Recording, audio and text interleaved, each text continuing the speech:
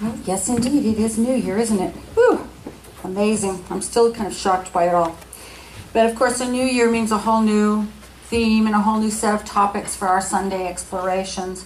And this year, we're going to use this book, which is called The Joyous Living Journal, written by my friends and colleagues, Dr. Christian Sorensen, who is the senior minister from Center for Spiritual Living Seaside in Encinitas, California, and Dr. Petra Weldes, who is the senior minister of Center for Spiritual Living Dallas. So, you'll hear some things about surfing, undoubtedly, because Christian is a surfer, an old surfer now, but a surfer, to the end. Petra's a little more serious, but I like this exploration of living in joy, and it's coming. It's been ordered. Everything's been sort of messed up because of the weather and the holiday, and books come by UPS, which is really getting a bad rap right now for being late. So the readings are very short but very thought-provoking and will give you a place for a day or a week to contemplate and journal from. And our theme for January is living your vision. I think because this time of the turn of the year is always a time when we look at our lives and where we think we ought to be and aren't, and all those kinds of things. So it's living your vision. And we all have dreams and ideas about what we'd like to do and who we'd like to be. And some of us talk a lot about those dreams and desires, but don't do anything else but talk about it. Every once in a while we might have one of those peak experiences where we jump to a higher level of being for a moment, but we don't stay there. And others of us know that there is a very powerful way to make our lives fuller and freer, a way to create our lives as the container for becoming that person who is all we came here to be and who does all that we came here to do. When we allow our vision to encompass and expand our dreams and desires, then we're empowering it to come to pass. We're empowering it to show up in our lives in flesh and in form. And then we start to experience the truth of something that our founder Ernest Holmes said that I quite love, and that I remember when it doesn't appear to be this way in the outer world. You are more than you appear to be. Life is greater than you have ever known it. The best is yet to come. So, at the same time, we're looking towards the future, and this expanding vision, we're told we're supposed to appreciate our lives as they are now and be grateful for everything that we have now. And, which is it? I get asked that question a whole lot. Am I supposed to be paying attention to what I have now and be grateful? Or am I supposed to be allowing myself to be pulled forward by my vision? Like so many other parts of life, the answer is yes. Because this is one of those paradoxical things where we have to hold two seemingly opposite truths at the same time. It is possible to live in joy and gratitude for everything that we have now and who we are now, and at the same time be carried by our vision into something bigger. It is possible to be grateful and satisfied with our lives every moment, and at the same time to plant the seeds of a greater vision for ourselves. And as I was thinking about this, it occurred to me that there are two shifts in consciousness that we have to make in order to hold this paradox easily. And the first one is the idea that life is about suffering and work. We have to shift that to the idea that life is about joy and evolution. We have to become awestruck by life. And when I say suffering, I'm talking about it more in the Judeo-Christian sense of the word than the Buddhist sense of the word, the Old Testament sense of the word, that because somebody somewhere at some point may angered the powers that be, God, that the rest of us have to spend our lives suffering. The Old Testament, of course, tells us that we're all descended from Adam and Eve, and because Eve messed up and ate the fruit of that one tree, the one of the knowledge of good and evil, we are doomed to suffer. Genesis 3, which of course is post-snake, here's a quote from it. God says to Adam and Eve, "Cursed is the ground because of you." Because of you. Your painful toil Through painful toil, you will eat food from it all the days of your life, and it will produce thorns and thistles for you. By the sweat of your brow, you will eat your food until you return from the ground, since from it you were taken. Dust you are, and to dust you will return. That's pretty heavy. That's pretty heavy stuff. It really is. And we've all grown up with that idea that we are cursed, that we are a product of original sin. It's very difficult and to get away from it, whether we were participating in a spiritual tradition that focused on that or not. It's in the air we breathe and the water that we drink. We swim in it. We get it by osmosis, along with the sense of shamefulness that comes from it, from being sinful from birth. I think there's a better way to do things. I also think that attitude plays into the Buddhist sense of suffering, sense of attachment.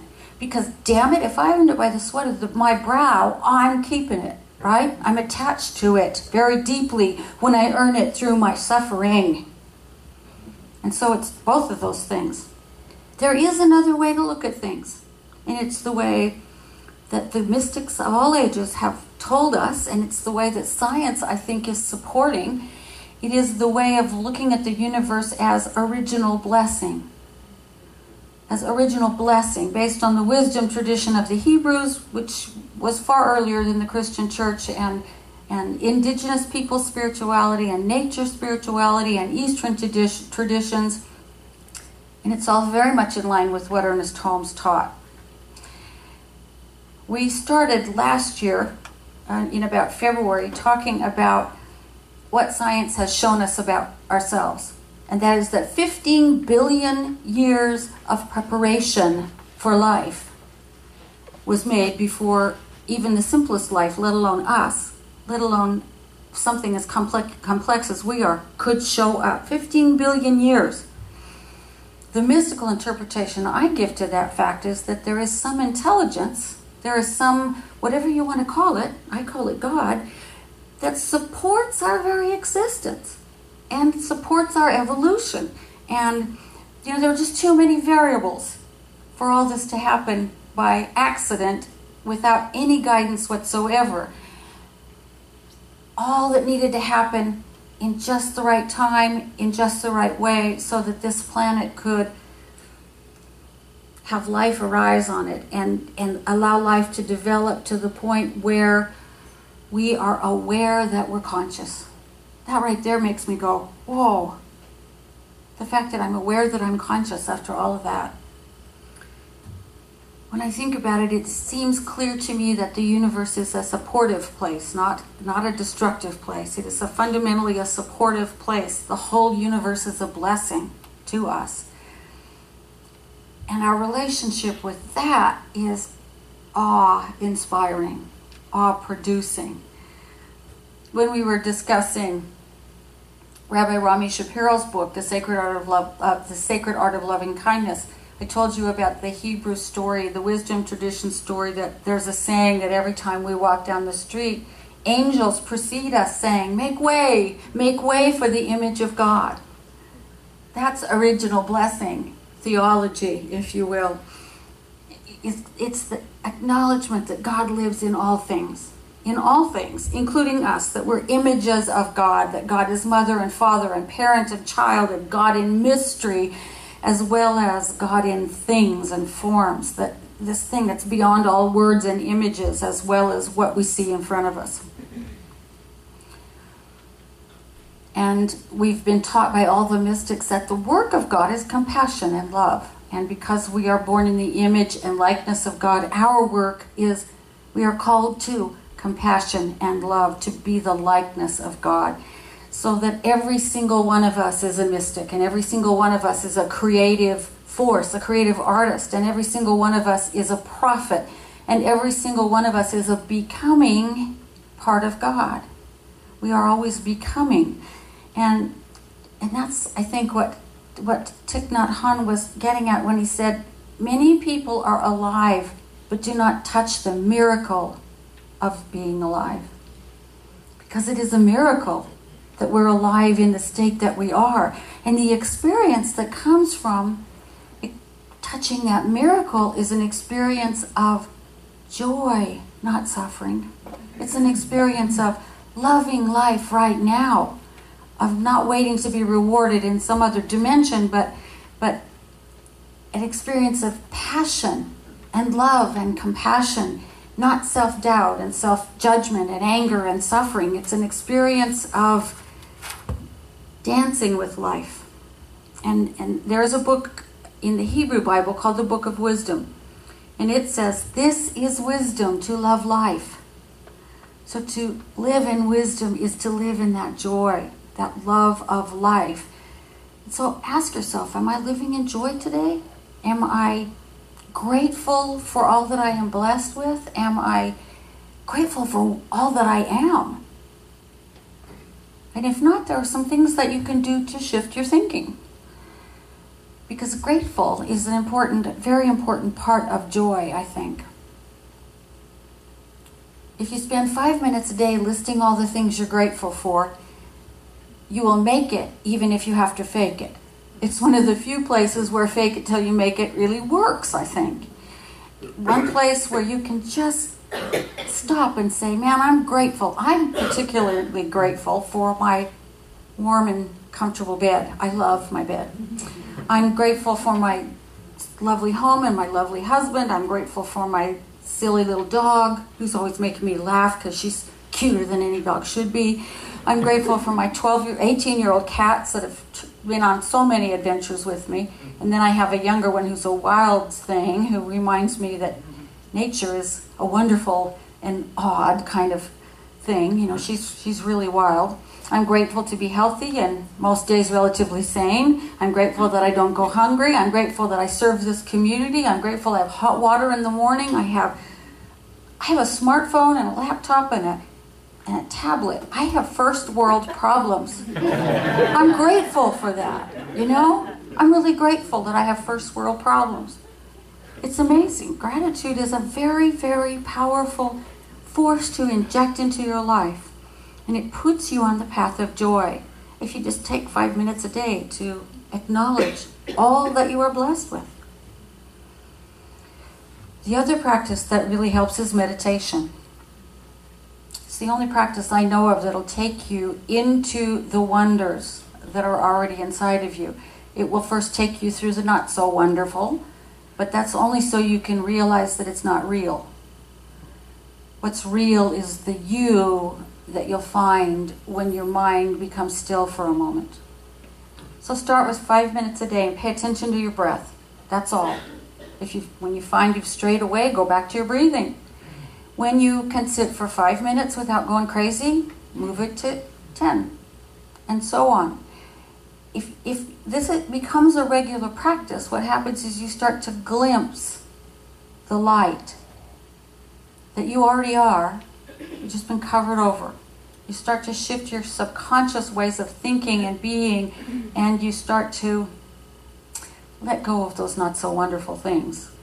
Let go of those not so wonderful thoughts. Begin to see that you truly are the image of God, that those angels have something to sing about when they walk in front of you. This is the beginning of clarity. And third, purposefully take joy in all the good stuff you see. When something good happens to you, celebrate it. When something good happens to somebody else, celebrate it. When you see something beautiful, celebrate it. When your dog does her little gypsy dance, celebrate it. Whatever it is that brings you that kind of lightness of spirit, celebrate it. Because that's the beginning of living in joy. It's just to notice that there's so much neat stuff happening all the time. All the time. That's kind of the first step of the two-step of the dance of life. And the second part is vision. Vision. Vision means that you simply hold space and place for something greater to unfold through you. Something greater than you now know, to become manifest in you, through you, in your life. It means letting the light that is already within you show you that there is a whole universe of living yet to be experienced. An infinite universe of living yet to be experienced. Vision means that you listen for that still small voice that says, take this class, or read this book, or take up this hobby, or learn about this, or just take it easy for a week. Whatever it is it's telling you. Vision is what allows you to catch a glimpse of that more expansive life that you are longing to live, perhaps, or that you're curious about living, perhaps. And the vision becomes clearer and clearer and clearer as you spend time with those little glimpses of it. What do we do with the vision? We simply spend time with it. We let our mind get wrapped around the details of it. We let it become fully fleshed in our imagination. And we sometimes use or allow our fertile imagination to develop the vision so that we really can take hold of the details. And we spend time working on our thinking and growing our faith so that we know that the vision is not only possible but inevitable. And we don't listen to those little nagging voices that tell us otherwise. We say, "Get thee behind me," when that voice starts to make itself heard. And the thing about this two-step is, through living in joy, through doing the things that I suggested, the gratitude and the meditation and the active joy practice, we make the vision welcome. We provide a foundation for the vision to grow, a very solid foundation, because joy confirms for us that life is present always, and that life is always expanding, and that it is an ever unfolding blessing for us. Joy confirms that the way that we are, the very fact that we can have a vision, is part of life's gift to us. The very fact that we can have a vision and this fertile, creative imagination is part of what life has given us.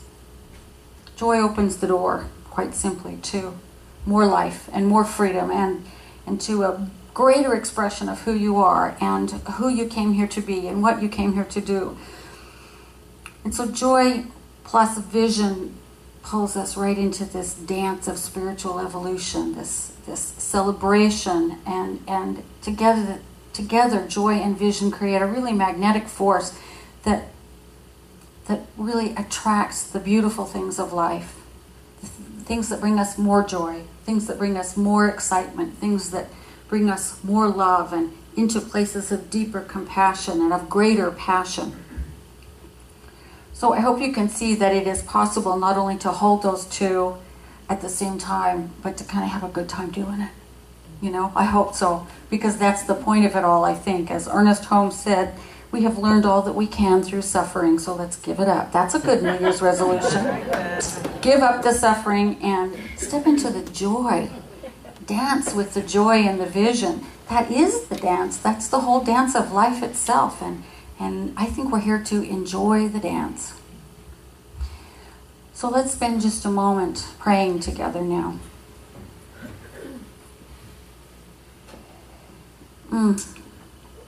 As I allow my awareness to fall into that interior space of peace and joy within me, I acknowledge what my soul knows to be true. That God is the only thing happening here. That there's only God everywhere and in every moment. That there's only this creative impulse and urge and intelligence that spoke into being all that exists, and that continues to change form moment by moment, day by day, always creating newly, always expanding time and space out in front of itself so that it can continue to create newly. And I know that I am part of that. I know that it is what lives in me, and I know the same thing is true for each one. Each one here and each one everywhere, because there is only one. We are all woven together into an infinite being of life, of light, of wisdom, of joy. And knowing that this is the truth of who we are, I speak a word of blessing for this coming year, this year that is just a baby, brand new year. A word of blessing for each of us, that this year becomes a year of joy unsurpassed, of joy unknown as yet, of joy unprecedented in our former years. a year of joy and vision together, so that we become more, we experience more, we love more, we are more abundant, we are more wisdom filled, we are more, and we feel more, and we do more, and we do it all in joy and gratitude. And because I know this is the truth of our being, I know that this entire community radiates joy and peace and love and compassion and a passion and zest for life into this valley, changing others' lives as we go. By all that we do and all that we say and all that we are, we shine the light. And for this I am so deeply grateful. From this place of gratitude, I simply let these words go, knowing that they pass into that universal law of life and never come back void, but always, always fulfilled in this universe that always says yes to us. So I let it be, knowing it is already so. And we acknowledge it and anchor it by saying together, and so it is. And let's sing together. How could anyone ever tell you you were anything less than beautiful? How could anyone ever tell you you were less than whole? How could anyone fail to notice that your loving is a miracle? How deeply you're connected to my soul. How could anyone ever tell you you are anything less than beautiful? How could anyone ever tell you you were less than whole? How could anyone fail to notice that your loving is a miracle? How deeply you're connected to my soul. How deeply you're connected to my soul.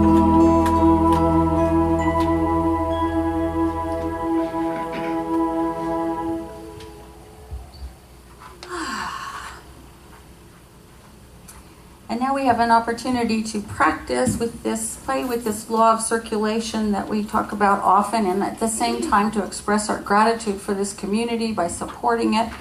We're able to be here and do what we do only because of you and your gifts and contributions and participation. So thank you for that. And it's the new year, so we have all new affirmations. So if you would take your gift in your hands or your heart and repeat after me. Gratefully, I give with an attitude of abundance.